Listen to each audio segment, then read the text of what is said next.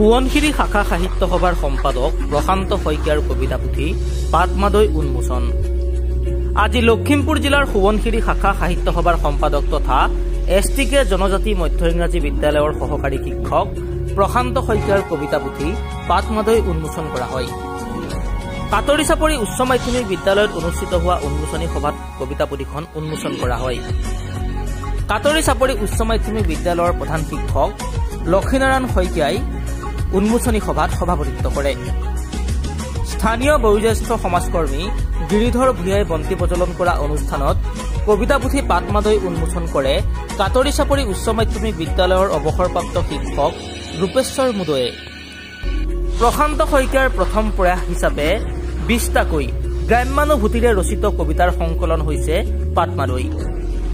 সোৱণশিৰি শাখা সাহিত্য সভাই প্ৰকাশ কৰা এই কবিতা পুথিৰ উন্মোচনী অনুষ্ঠানত লখিমপুৰ জিলা শিক্ষণ প্ৰশিক্ষণ কেন্দ্ৰৰ অৱসৰপ্ৰাপ্ত অধ্যক্ষ গোবিন্দ বৰা, ৰূপহী উচ্চ মাধ্যমিক বিদ্যালয়ৰ অৱসৰপ্ৰাপ্ত প্ৰধান শিক্ষক কমল নেওগ, অৱসৰপ্ৰাপ্ত শিক্ষক উপেন হাজৰিকা, কাটৰি চাপৰি হাইস্কুলৰ প্ৰতিষ্ঠাপক অৱসৰপ্ৰাপ্ত শিক্ষয়িত্ৰী দীপালী বৰুৱা ৰাজখোৱা, সোৱণশিৰি শাখা সাহিত্য সভাৰ প্ৰাক্তন সম্পাদক দেৱীপ্ৰসাদ উপাধ্যায়কে ধৰি বহুকেইজন অৱসৰপ্ৰাপ্ত আৰু কৰ্মৰত শিক্ষক শিক্ষয়িত্ৰী উপস্থিত থাকে।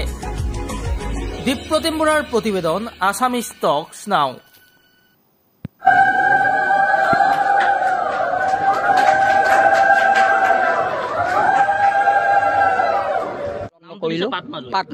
পাতমাদৈ এই কাৰণে দিলোঁ যে মোৰ কবিতাকেইটাৰ ভিতৰত আটাইতকৈ খুব ধুনীয়া ভাল লগা কবিতাটোৱেই হ'ল পাতমাদৈ বিয়া। হয়, পাতমাদৈ বিয়া। এজনী আজলি, কোনো কিছু নাইকিয়া, মাক বাপেক নাই, আয়েকৰ লগত থকা এজনী আজলি ছোৱালী। সেই ছোৱালীজনীক ৰাইজে লাগি, গাঁৱলীয়া পৰিৱেশত এটা কথা আছে, নাইকিয়া মানুহ ঘৰৰ ছোৱালীজনীৰ বিয়া, ল'ৰাটোৰ বিয়া বুলি ক'লে ৰাইজে হাত পাতি প্ৰত্যেকে হাতে হাতে কিবা এটা আনি সহায় কৰি উলহ মালহেৰে বিয়া পাতি দিয়ে। সেই বিয়াখনত ধনী মানুহৰ বিয়াতকৈ বেছি ফূৰ্তি হয়, বেছি আনন্দ হয়।